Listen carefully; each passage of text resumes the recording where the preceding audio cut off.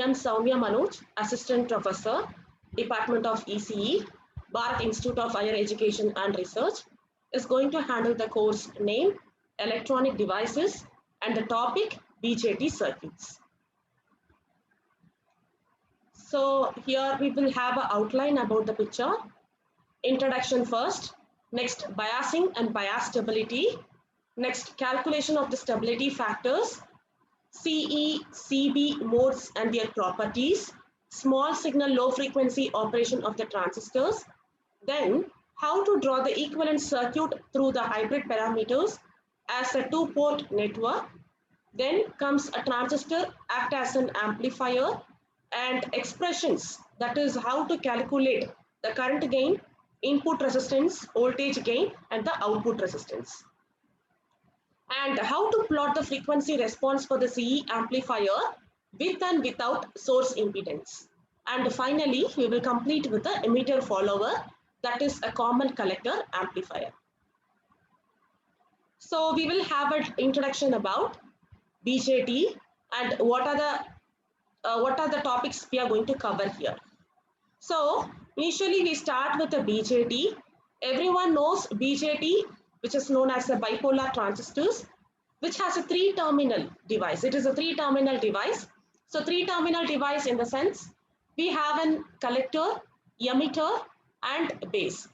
So those three terminals, which is going to control the heavy flow of the current and also the voltage. So this BJT, which control the current, which is incoming current or the flow of the amount of the current is controlled, and that's why it is called as a current controlled switch. So current controlled switch in the sense, normally the uses of BJT is, it acts as a switch, it acts as a device, and it is used in most of the communication devices. So we use triodes and diodes also for converting into a switch. So that's what this BJT is known as a current controlled switch. So BJT transistors are current regulating devices that control the amount of current flowing through them from the emitter to the collector terminal in proportion to the amount of biasing voltage applied to their base terminal, thus acting like a current controlled switch. So this main job of this BJT is, it acts like a current controlled switch. As a small current flowing into the base terminal controls a much larger collector current, forming the basis of the transistor action. So how do you control, how the BJT will control the current in the sense, we have a three terminal. So when the small current is going to flow onto the base terminal, it will control the much larger IC, that is collector current. So that's why it automatically opposes the heavy flow of the current, or it will make a constant current flow. So the main job of this BJT is, it will make a constant current flow for the device. So for the analysis of such circuits, we obtain the various conditions for proper operation of the device and also determine the projected range of the operation of the device. So when you come for the proper operation, so proper operation in the sense, you have to give a proper biasing to the BJT. So when you give a proper biasing, the device, that is BJT, will act in a proper condition, proper operation. So that's very important because it has to act in the active region. So that active region, it has to be there. That's what is very important rather than using in the cutoff region and the saturation region. So that's why BJT, the proper operation is very important while you use in the device. A detailed study of the device in a two-port mode simplifies the circuit analysis of the device to a large extent. So two-port mode, so we will study this one in the future also. So two-port mode in the sense, you have an input port and output port. So there are two ports. So actually normal circuit you have BJT, using a BJT amplifier. So that circuit you have to convert into a two-port mode. So when you convert into a two-port mode, so the usage is, it will simplify the complicated circuit. So whatever the circuit we are using, much complex circuit, okay, using a BJT, this when you convert into a two-port mode, it is simplified. Okay, so that's what you're using this mode. You can calculate various parameters also. Like you can calculate the device performance, like voltage gain, current gain, input impedance, and output impedance. So these are the parameters when you calculate it. The frequency response of the device is dealt with in detail, and the study of the various regions of operation in the frequency scale is also explained. So now what we do after calculating the parameters, we will start drawing the frequency response of the particular device also. Whether you are using a common collector, because we have a three configurations, right? So we have a common base, common collector, and common emitter. So for all those configurations, you have to draw the frequency response. The final thing is you have to plot the frequency response, and the frequency response, you have to determine the bandwidth. What is the mid-band frequency we have to determine. So that frequency scale is also explained here. And finally, we will discuss the various configurations of the device like CC, CB and all those things, and take a look into a high frequency operation of the device and its performance in those regions. So next we will discuss about biasing and bias stability. So biasing is very important when you come to operate any kind of a device.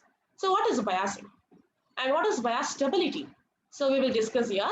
So biasing is the process of giving an external DC voltage, or the process of giving a proper voltage to the device, or the proper voltage to using to the circuit is called as a biasing. So this biasing refers to the establishment of suitable DC values of different current and voltages of a transistor. So you have to operate this biasing, that is the transistor has to operate in the proper value, the proper point. Okay, this point we call it as a quiescent point or Q point, or it is also called as an operating point of a transistor. So what is the operating point? The operating point of the transistor is, because we know that transistor acts as an amplifier. So when the transistor is going to be act in the active region, that is called as a linear region of the characteristics, then in that we have a load line. Okay, that is, say for example, we have a AC load line or DC load line. So in that load line, the operating points are noted. So if the transistor, because we have to make a transistor to act in the active region, to operate in the active region, because we know that already we have a three regions of operation. One is active region, another one is cutoff region, then a saturation region. But the transistor should be acting in the active region in order to have a proper operation. So for that, you need to give a proper biasing too. If it is required 10 volt, you have to give a proper 10 volt. If it requires 20 volt, you have to give a 20 volt. So this proper biasing, that is supplying the external DC voltage, is very important to operate the particular transistor in the active region of the characteristics. So this selection of a proper quiescent point generally depends on the following factors: the amplitude of the signal to be handled by the amplifier and distortion level in signal. And next one, the load to which the amplifier is to work for a corresponding supply voltage. So the amplifier is very important, and the distortion level in the signal should be, it should be capable to handle. That's very important. And the load which you have connected to the amplifier, according to the supply voltage, it has to work. These are the important factors which the Q point depends upon. The operating point of the transistor amplifier shift mainly with changes in temperature, since the transistor parameters beta, IC naught and VBE. Okay, so these beta is current gain, IC naught is reverse leakage current, or we call it as a saturation current, which is flowing in the collector terminal, and VBE, the voltage across base and the emitter. So these three parameters are called as a transistor parameters and are the functions of temperature. So when the temperature, when you on the circuit, okay, depending upon the external temperature, the particular circuit or the transistor parameter will vary. Like beta value will vary, IC naught and VBE values will vary. So these value depends upon the temperature. Clear? So when it depends upon temperature. Okay, so when temperature increases, either beta increases or decreases. IC naught VBE also increases or decreases. So you have to maintain the temperature. And for that, we go for the compensation techniques. So compensation technique is you're going to compensate the temperature. Clear? You're going to compensate, you're going to control the temperature. That is external temperature. Your temperature should not affect the transistor parameter. You can use a diode, you can use a thermistor or a transistor, okay, for the temperature compensation. These are the components which we use. So circuit configurations. Now here we are going to discuss about various circuit configurations. Fixed bias circuit, fixed bias with emitter resistance, voltage divider bias, and finally voltage feedback bias. So we will discuss about the first type, fixed bias circuit. So fixed bias circuit, you can see two different figure, A and B. In A, we have a transistor, and the transistor which we have connected to resistor RB and RC, and their current flow is IB and IC. And two coupling capacitance C1 and C2 are connected. V input is given, that is AC input voltage, and AC output voltage, that V naught is taken. And the circuit is said to be grounded. So this is very simple circuit. Why the reason is it is less complex. It is very simpler. The circuit is very simpler, and it is very easy to obtain the stability factor. That stability factor also I will say what is that. So here for this fixed bias circuit, stability factor S is equal to 1 plus beta. 1 plus beta. So this fixed bias circuit, for that you are going to draw the equivalent circuit. So when you come into the equivalent circuit, you just remove all the coupling capacitance. We have RB, RC alone, and their current flow and supply VCC. So VCC is your bias. Okay. So this circuit we are going to split into a two loop. That is, we are going to just vary with the two loops. That is base emitter loop and collector emitter loop. So base emitter loop here is, you see, you're going to apply the KVL. Apply the KVL along the base. And when you come into the collector emitter loop, apply the KVL along the collector emitter side. Okay, so base emitter loop VCC is equal to IB into RB plus VB.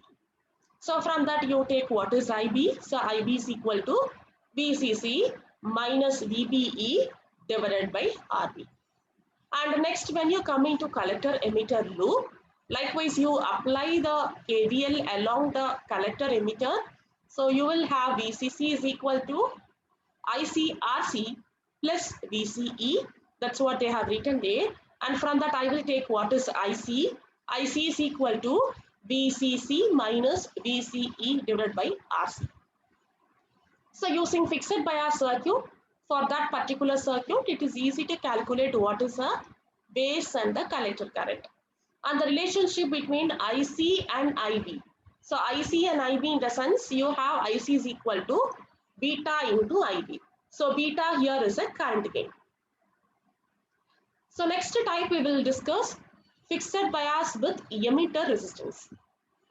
Same circuit you are going to follow, the previous one which we have studied, that is fixed bias, but you have a small variation that you are going to add a emitter resistance. Other things are common, RB, RC, coupling capacitance C1, C2, but you are going to add a very small resistance RE in emitter side.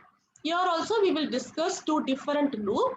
One is base emitter loop, another one is a collector emitter loop. So first apply the KVL along the base emitter loop.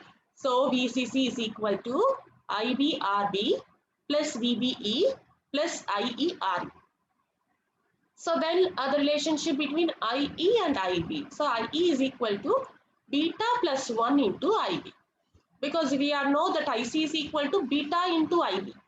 Okay, that is the relationship between IC and IB. But here this shows a relationship between IE and IB. So IE is equal to beta plus 1 into IB. So now you substitute this IE in the above VCC equation. You will get IB is equal to VCC minus VBE divided by RB plus beta plus 1 into RE. So this is your IB, that is base current. And likewise, you are going to apply the KVL for the collector emitter loop. So when you apply the collector emitter loop, VCE, that is VCC normally you will write, okay? Same thing, VCC is equal to IC RC plus RE plus VC. Or you are going to write it as a VCE is equal to VCC minus IC into RC plus RE. Both are same. With the base current known, IC can be easily calculated by the relationship. IC is equal to beta into IB. I already said that you have to note the relation between IC, IB, likewise IE and IB. Okay. So next we will see about the third type, that is voltage divider bias. So voltage divider bias, when you can see you will have two different resistance, that is base resistance, R1 and R2.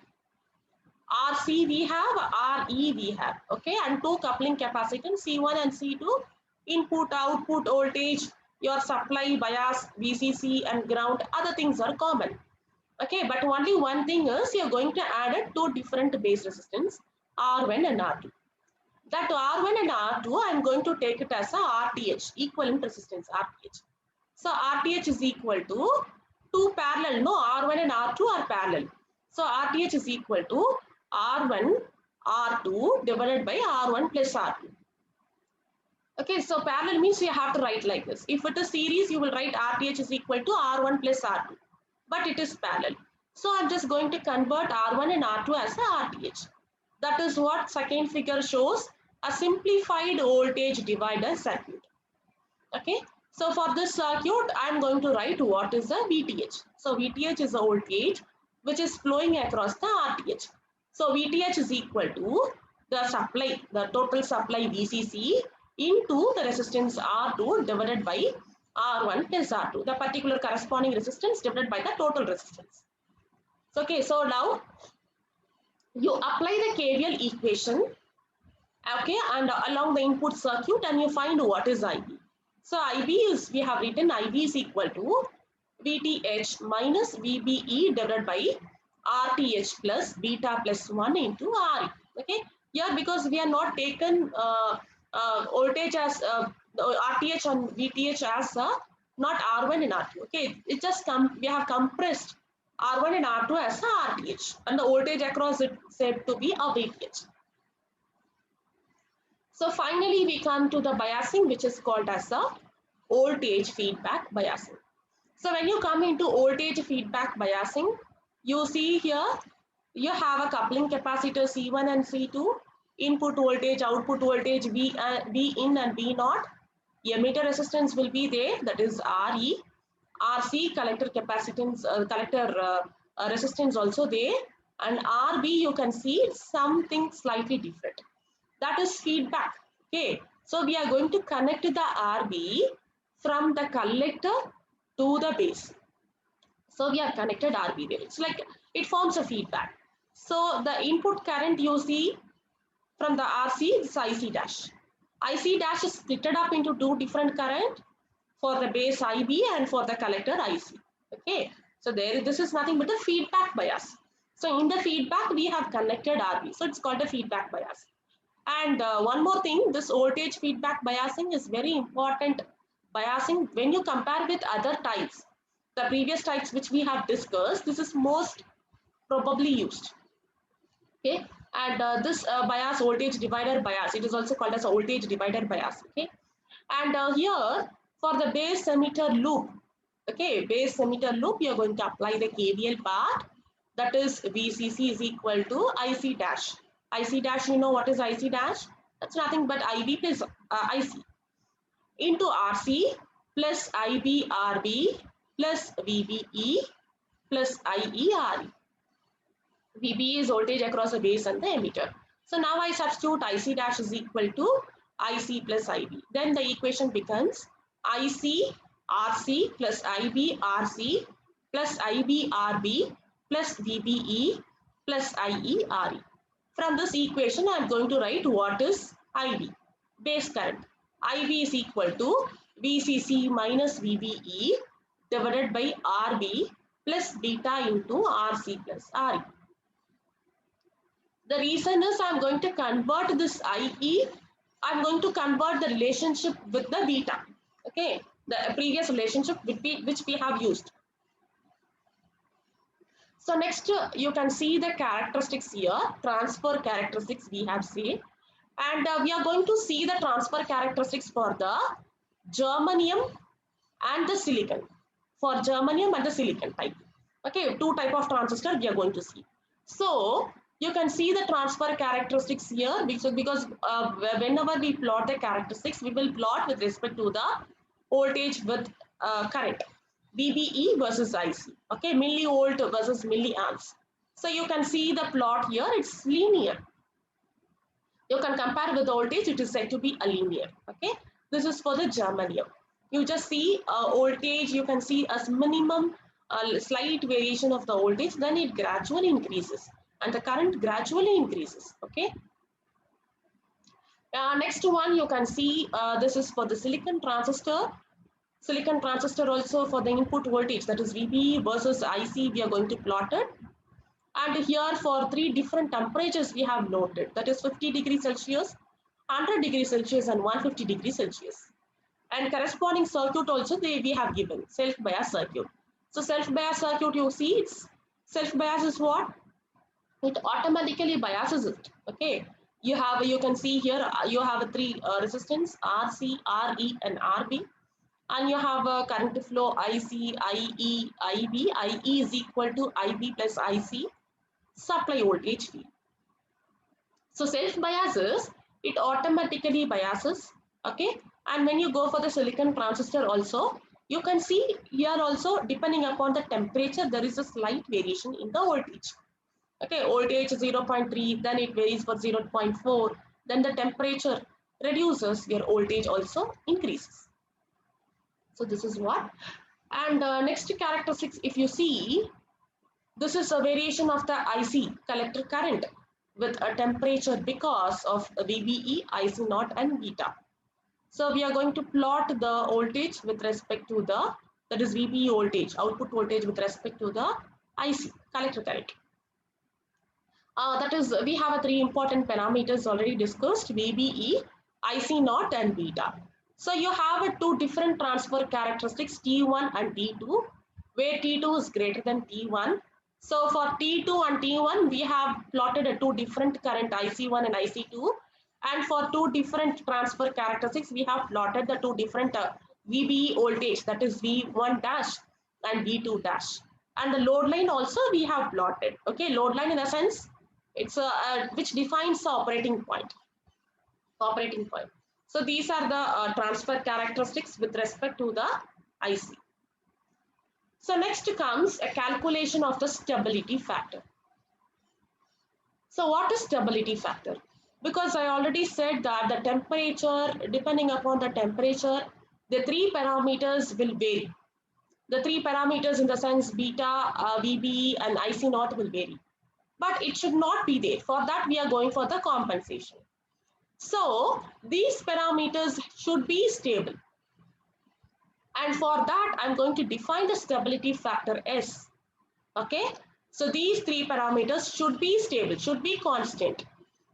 And for that, I'm going to define the stability factor. So stability factor, we will define a three type, S, S dash, S double dash. First, we will see all the definitions here. The stability factor S as the change of the collector current with respect to the reverse saturation current, keeping beta and VBE constant. Okay, so S, it's nothing but a big letter S. Okay, S is equal to del IC divided by del IC naught. All the parameters are varying with respect to the collector current. Okay, if I'm going to vary the collector current with respect to the reverse saturation current, where beta and VB are kept constant, then it is called as a stability factor, yes. And it is also derived as S is equal to 1 plus beta into Okay, 1 plus RB divided by RE divided by 1 plus beta plus RB by RE. Next, we will define what is S dash. The variation of IC with respect to VBE. That is called as a S dash. S dash is equal to del IC divided by del VBE. And here what is kept constant? Beta and IC naught is kept constant. You can write either this del or triangular del or this differentiative, partial derivative. Next, we will define what is S double dash. S double dash is equal to the variation of IC with respect to the beta. Okay, so del IC divided by del beta, the way VBE and IC naught is kept constant. Okay, and the general remarks on collector current stability. So you know that these are the three parameters very important. So the stability factors have been defined earlier, keeping in mind the change in the collector current with respect to changes in IC naught, VBE and beta. So these stability factors are repeated here for simplicity. So finally they have derived it. Okay, this del IC divided by del IC1. They have kept in mind that all those three parameters, they have included IC naught, VBE and beta. Okay, that final derivation they have just taken as in common. Next, we will see about the characteristics for the configurations. So we will discuss about CE and CB mode. First, we will see about CE mode, that is common emitter mode. For common emitter, how do you plot input characteristics and how do you plot the output characteristics? Okay, so what are the conditions we have? So first diagram you see, first graph you see that shows input characteristics for the common emitter configuration. Next it shows the output characteristics. So input characteristics, how we will plot? We will plot with respect to the input voltage versus input current. That is VBE versus IB. Likewise, output voltage, output characteristics, we will define with the output voltage with respect to the output current. That is VCE versus IC. Milliamps, millivolt, we will take it. So if you see the input characteristics, the first figure, you have a linear variation. So linear variation in the sense, VCE we have. Okay, so VCE it has shown for 1 volt, 5 volt and 10 volt. You can see so a slight variation in the voltage, but the current gradually increases. When you increase the voltage, the current gradually increases. Okay, so that is input characteristics. But when you come for the output characteristics, you have a 3 different types of operation: saturation, active and cutoff. So when you plot with respect to VCE and IC, you are getting a current IB, that is input current IB, you will be calculating. You can see when you increase the voltage, there are different values for the IB, that is 0, 10, 20, 30, 40 milliamps. It goes on. Okay. So this transistor, that is CE transistor, you can see how it is operated in the active region. Okay. So this figure shows you clearly how the transistor is going to operate in the active region with the proper biasing. So transistor state, we have a different state. Okay, we say forward active, reverse active, cutoff and saturation. Active itself, you have 2 different active, forward and reverse. So how do you say it is forward active? When a base emitter junction is forward biased, base collector junction is reverse biased.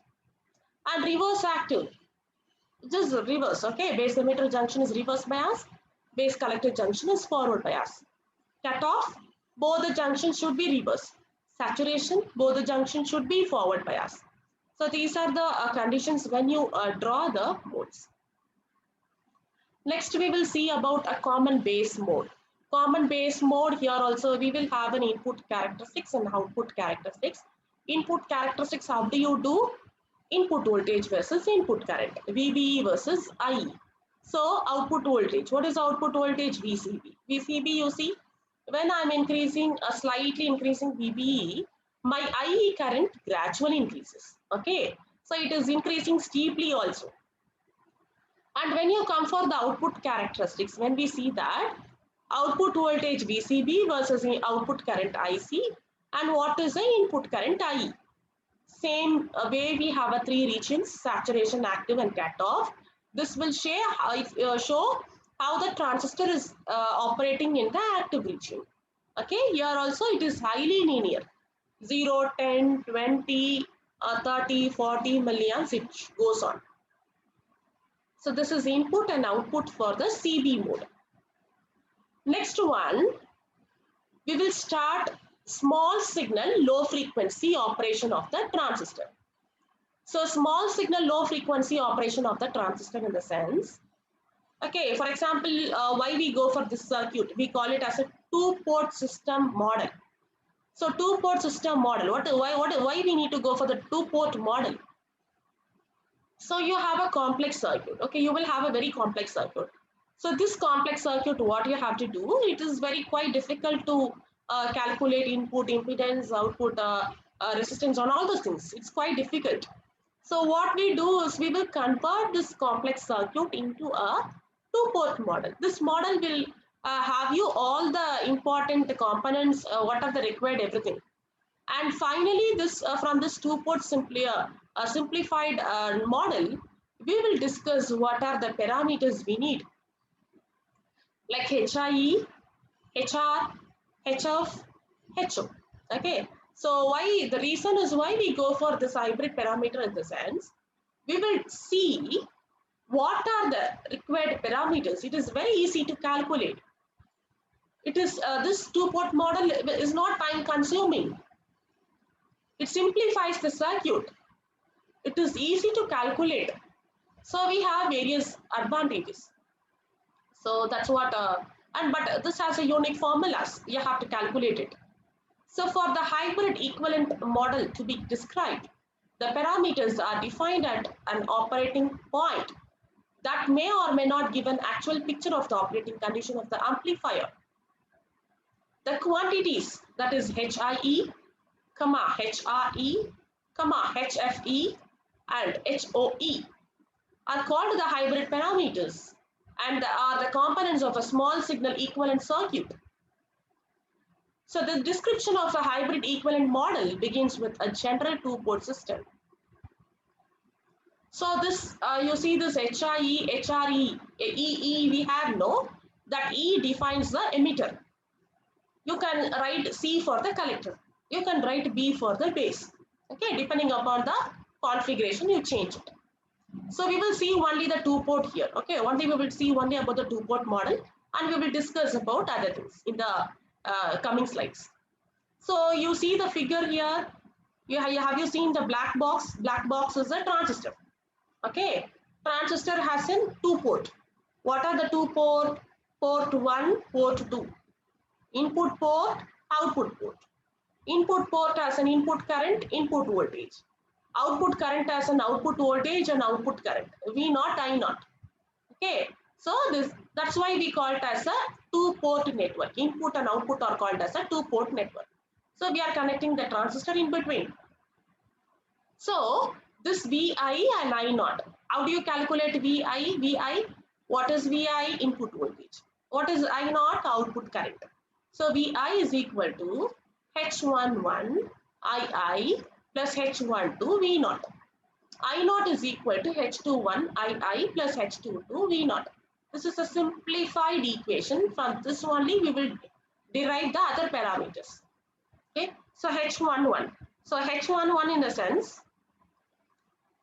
we have HI, HR, HF, HO, no? So how they have derived. So H11 is input impedance. HI, high is input impedance. HR is reverse voltage gain, or we say as a reverse transfer voltage ratio. It is also called as a H12. HF is forward transfer current gain. It is H21. H0 is output admittance. That is called as a H22.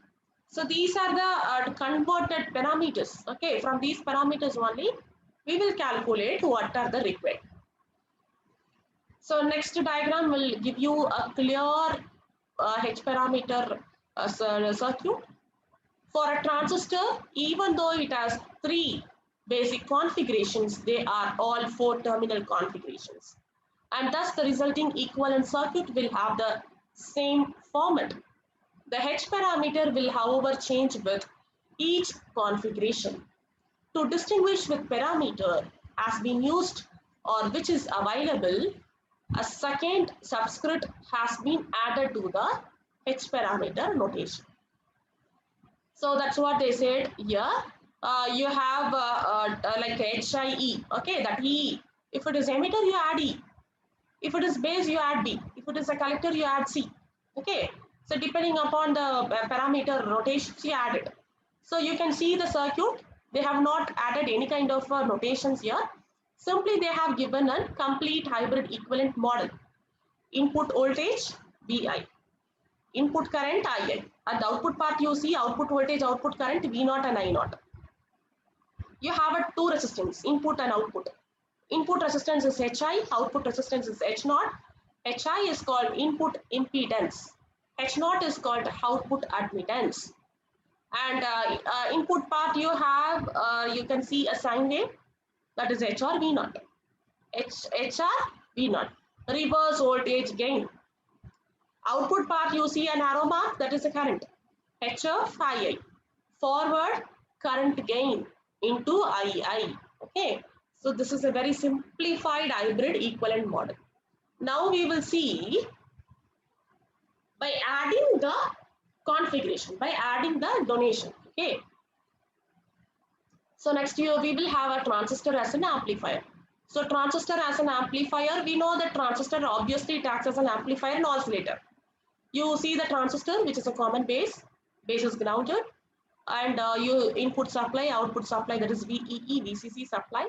Load resistance RL is connected, and the flow of three current IE, IC, and IB, depending upon the terminal, it is denoted.